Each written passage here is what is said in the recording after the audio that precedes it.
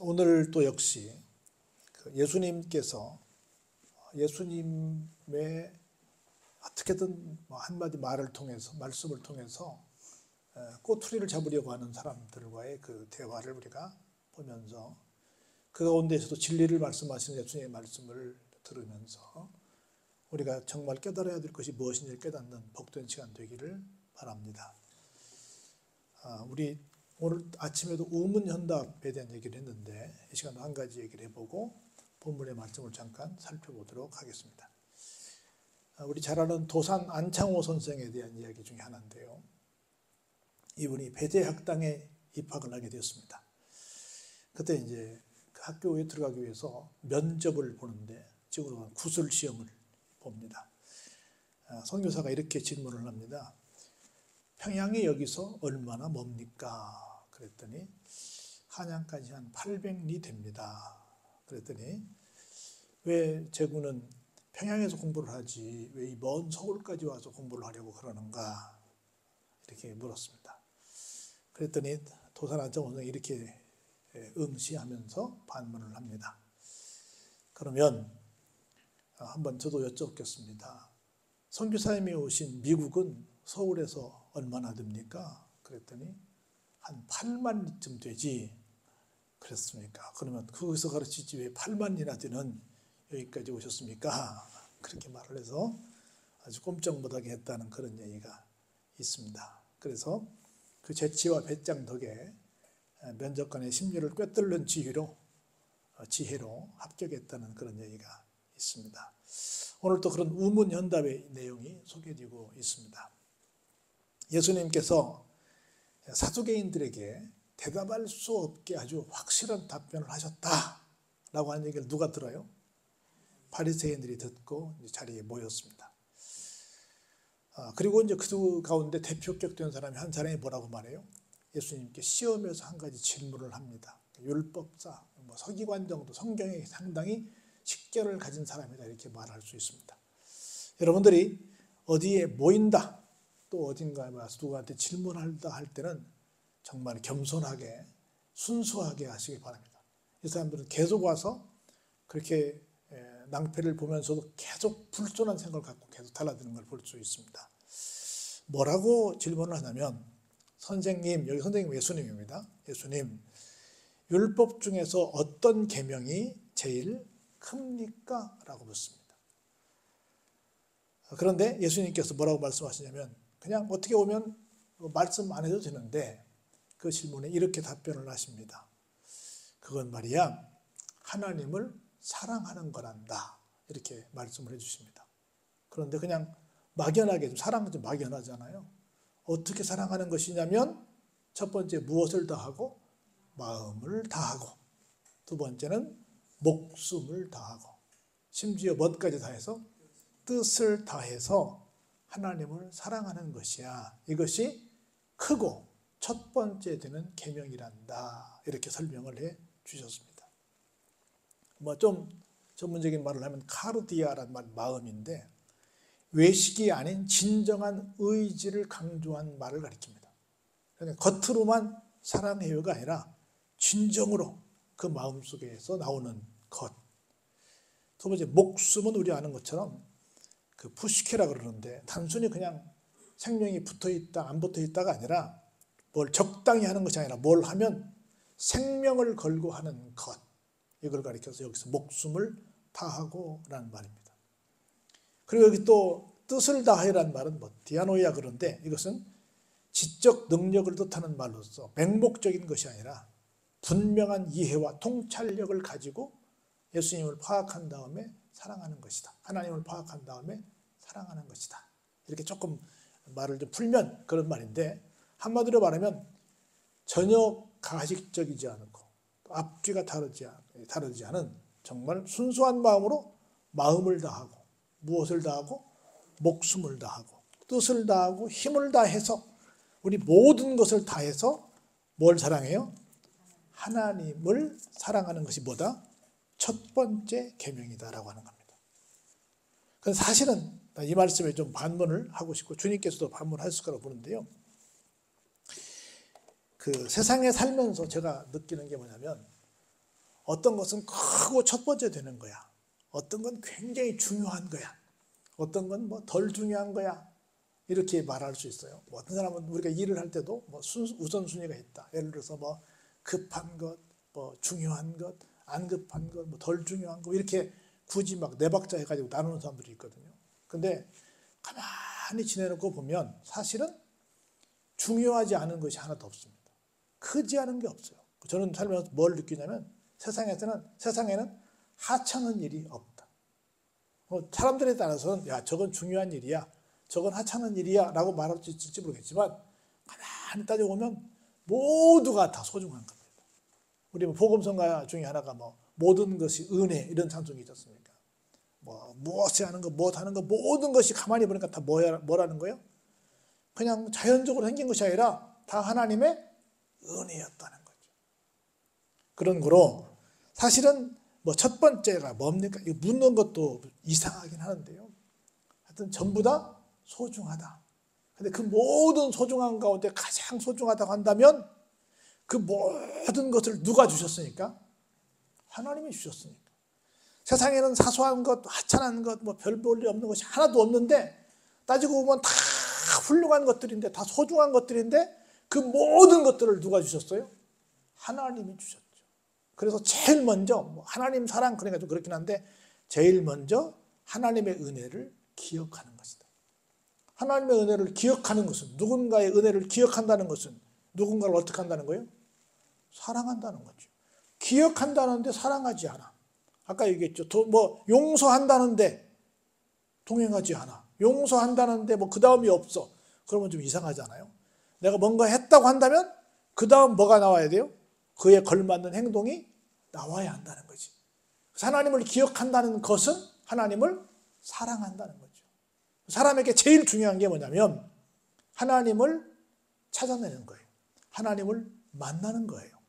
세상에서 이보다 더 중요하고 이보다 더 급하고 이보다 더 긴박한 일은 없다는 거죠. 세상 사람들이 다 바쁘다고 오늘도 막 수많은 사람들이 놀러 가고 뭐 이제 벌써부터 봄 기운 나와서 막 이렇게 저렇게 뭐 아프고 뭐 또 여러 가지로 하여튼 정말 공사다망한데 그 모든 것들 중에 제일 중요한 게 뭐라고요? 하나님을 아는 거예요. 하나님을 찾는 거예요. 하나님을 만나는 거예요. 그러니까 결국은 뭐예요? 하나님을 사랑하는 것인데 하나님을 사랑한다는 것은 하나님께 뭐 하는 거예요? 예배 드리는 거죠. 사랑한다는 것은 뭘 뜻해요? 만난다는 거지요. 사랑하는데 안 만난다. 좀 이상하잖아요. 사랑하는데 연락이 없다. 사랑하는데 교감이 없다. 이상하잖아요. 그건 좀 말이 앞뒤가 안 맞는 얘기지 않습니까? 그래서 사람에게 제일 중요한 건 뭐다? 하나님을 찾는 거다. 하나님을 찾는 사람은 뭐 하는 사람이다? 그냥 이걸 좀 우리 쪽으로 의역하면 교회를 찾는 사람이죠. 교회 오는 목적은 뭡니까? 예배 드리러 오는 거죠. 예배 드리고 또 나에게 주어진 어떤 말씀이 뭔가 요구하잖아요. 그 말씀을 통해서 내가 요구하는 그것을 감당하는 것. 그걸 뭐라고 말해요? 사명 감당이라고 그러죠. 그 사명 감당하는 것. 이것이 바로 첫 번째 되는 거라는 거예요. 첫 번째. 그리고 여러분 기억하세요. 하나님을 사랑하는 것이 첫 번째 계명이다. 근데 어떻게 하자? 마음을 다하고 심지어 목숨도 다하고 뜻도 다하는 거예요. 뜻도 다하는 겁니다. 이것이 첫째 되는 계명이라고 말씀합니다. 그런데 볼까요? 그러면 첫째, 둘째가 이렇게 차이가 있어야 될 거 아니에요. 근데 차이가 없다. 이것을 안다면 모든 것들을 다 하나님 것이니까 모든 것들로 동등하게 여긴다. 그래서 이렇게 말씀하십니다. 둘째는 뭐냐면 그와 같다. 그와 같다는 건 뭐예요? 첫 번째와 같다는 거예요. 그와 같다. 어떻게 해요? 내 자신을 내 자신같이 뭐 하라고요? 사랑하라. 똑같은 얘기예요. 아, 내 곁에 있는 모든 사람들도 누구의 선물이다? 하나님의 선물이다. 내 곁에 있는 모든 삼라만상도 누구의 선물이다? 하나님 선물이라는 거예요. 그래서 하나님은 소중하면 하나님께 속한 모든 것도 다 소중한 거예요. 그럼 하나님 사랑하면 그 모든 것도 다 뭐 하는 거예요? 사랑하는 거예요. 그럼 우리가 아끼는 것 중에 제일 아끼는 게 뭐겠어요? 여러 가지가 있겠지만 내 몸이라고 그러잖아요. 내 몸. 그래서 내 몸, 가장 아끼는 것만큼 내 이웃도 사랑하는 것이 뭐다? 두 번째다. 그런데 두 번째이지만 전제 조건이 뭐예요? 똑같다 그 말입니다. 굳이 나눠서 설명할 수 있지만 사실은 하나로 묶어서 설명할 수 있다. 이것을 가리켜서 뭐라고 한다? 모든 너희들 600 몇 가지 율법을 얘기하고 뭐 어마어마한 구약에 많은 얘기들 하는데 그 모든 율법을 딱 하나로 말한다. 모든 선지자들이 말한 걸 딱 하나로 말한다 라고 한다면 이 두 가지다. 결론은 뭐예요? 한 가지라는 거죠. 하나님을 생각하면, 하나님을 사랑하고, 하나님을 사랑하면 누구도 사랑해요? 이웃도 사랑하죠. 여러분 죄송하지만 우리도 그런 속에 그런 사람 중 하나일지 모르겠는데, 교회를 안 나오는 사람들 중에 한 부류의 사람들이 어떤 사람들이냐면, 내가 아는 어떤 교인 때문에 나는 교회를 안 가요, 이렇게 말하는 사람들 굉장히 많습니다. 내가 아는 누구 때문에, 그 누구가 다 교인이야. 그것도 어떤 경우는 대부분 중직자들입니다.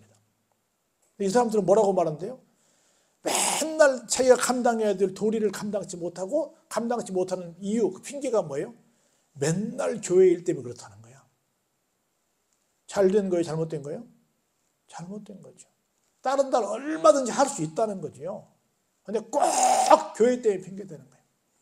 교회 때문에 핑계대는 것은, 교회 때문에 정상적으로 해야 될 일을 안 하는 것은 그건 새빨간 거짓말이다. 성경으로 말하면 뭐다? 고르반이다는 거예요. 있을 수 없어요. 교회 다니기 때문에 더 잘한다, 역시 교인이야, 이런 말을 들어야지. 교회 다니기 때문에 뭐가 안 돼요? 그건 굉장히 수상한 말입니다. 있을 수 없습니다. 그래서 교회 다니기 때문에 더 존중하고 더 존경받는 여러분이 되시길 주의로 축복합니다. 그래서 이게 모든 율법과 선지자예요, 이게. 근데 상당수의 사람들이 교회 핑계대고 다른 일들을 잘 안 해요. 그래서 교회에서 절대로 없어져야 될 말 중에 하나가 뭐냐면 은혜로 합시다라는 말이에요. 은혜는 얼마나 좋은 말이에요. 근데 은혜가 뭐예요? 적당주의. 적당히 잘못한 것 좀 눈 감아주고 적당히 넘어갑시다. 그걸 뭐라 그래요? 은혜로 합시다. 그건 잘못된 말이죠. 은혜는 은혜고 적당주의하고는 전혀 다른 말입니다. 그런데 교인들이 너무 그렇게. 그래서 제가 제일 부끄러울 때가 언제냐면, 시에서 일하다 보면 뭐 시에 어떤 책임 있는 사람들한테 가가지고, 그 사람들이 크리스찬이야. 그러면 가가지고 나 목사인데, 나 어느 교회 교인인데, 그래가지고 결국은 얘기한 내용이 뭐예요? 이 불법을 좀 용인해달라는 거라. 되겠어요? 안 되죠. 정말 나는 그런 데 같이 있다는 게 너무 부끄러운 거예요. 그런 자리에 함께 동석했다는 게 너무 부끄러운 거예요. 아닙니다. 절대로 그렇게 얘기해서는 안 됩니다. 그래서 정말 선지자, 정말 율법이 뭐냐? 하나님 사랑하는 겁니다. 내 이웃을 내 몸처럼 사랑하는 겁니다. 얼만큼 사랑해? 무엇을 다해서? 마음도 다하고 목숨도 다하고 뜻도 다해서. 쉽지 않습니다. 우리가 이 통합 측의 신학을 뭘로 할 거냐 하다가 오래전에 나온 얘기가 온 신학이에요. 온. 모든 것에 다 온전하게 모든 걸 다 하자라고 하는 거죠. 다 해서 하자.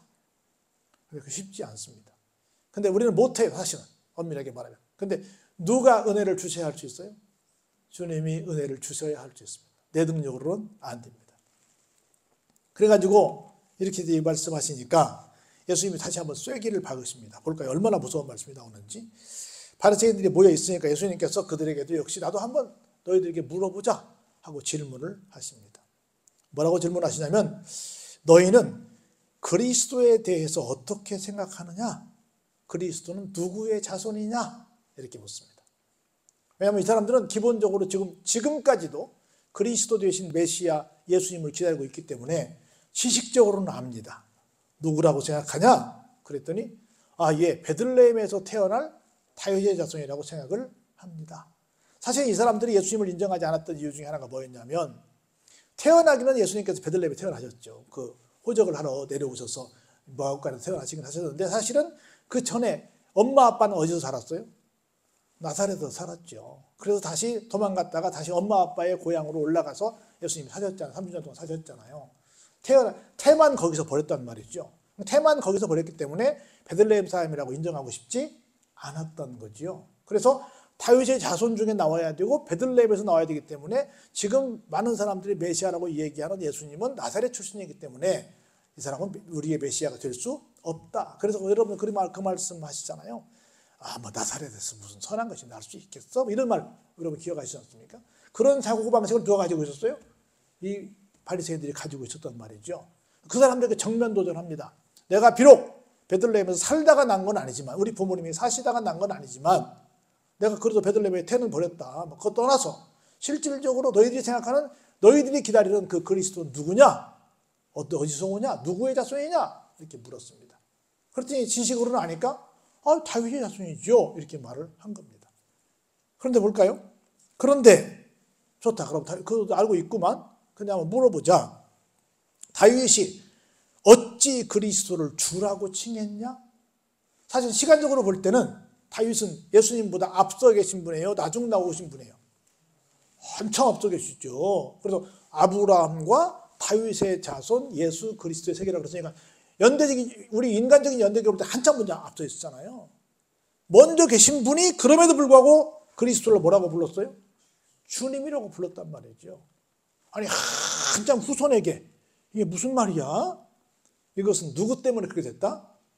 성령께서 가르쳐 주셔서 그걸 알게 됐다는 얘기를 합니다. 그러면서 뭐라고 했는가 볼까요? 주께서 내 주께 이르시되 내가 내 원수를 내 발 아래에 둘 때까지 내 우편에 앉아 있으라 하셨도다 하였느냐. 그러면서 볼까요? 다윗이 그리스도를 주라 칭하였은즉 어찌 그의 자손이 되겠느냐. 아니 내가 나를 향해서 예수님 이 다윗이 주라고 했는데 어떻게 내가 인간적으로만 너희들 앞에, 내가 물론 혈통상으로는 그렇게 왔지만 그것만 생각하느냐. 나는 실질적으로 그걸 뛰어넘는 진짜 내가 누구다? 하나님이다. 내가 진짜 그리스도다. 이것을 누구도 알았다? 다윗도 알았다. 누구를 통해서 알았다? 성령님을 통해서 알았다. 그래서 그렇게 고백했다. 근데 너희들은 성령을 안 아는 놈들 그것도 모르냐? 라고 따집니다. 그랬더니 어떻게 됐어요? 한마디도 능히 대답하는 자가 없더라. 그리고 그날부터 어때요? 감히 예수님께 반문하는 사람이 없더라 라고 말씀을 하고 계신 겁니다. 예수님께서 다른 말씀하시라는 게 아니에요. 너희들이 갖고 있는 그 모든 지식보다 내가 갖고 있는 게 진짜다. 왜? 나는 그걸 완전케 하러 오셨기 때문에. 나는 율법을 폐하러 오신 것이 아니요 율법을 완성하시러 오신 것이고, 내가 진짜 하나님이시기 때문에 너희들에게 그렇게 뭐 꼬투리 잡혀서 그렇게 할 만한 그런 나약한 존재가 아니다. 그리고 정말 너희들이 뭐 율법에 대해서 여러 가지 얘기한다면 사랑해라. 하나님 사랑하고 이웃 사랑해라. 할렐루야. 그러면서 결론은 뭐예요? 나를 그리스도라고 주라고 다윗처럼 고백해라. 우리는 율법이 뭐냐? 내가 성경을 깨달을 게 뭐냐? 이거밖에 없는 거예요. 내가 뭔가 믿음의 사람이다 라고 한다면 마음을 다하고 목숨을 다하고 힘을 다해서 하나님과 이웃을 사랑하는 거다. 그리고 성령님의 도움을 통해서 예수님을 주라고 고백하는 것이다. 이게 어떤 사람이다? 믿음의 사람이다. 이게 순수한 사람이다. 이렇지 않으면 잘못된 의도를 가지고 와서 예수님께 공격하는 못된 사람이 될 수밖에 없다. 우리에게 이 믿음이, 이 고백이 있을 때 진정으로 이 믿음 가지고 한 해를 살아가게 될 줄로 믿습니다. 이 온전한 고백이 우리 속에 넘쳐나기를 주의 이름으로 축원합니다.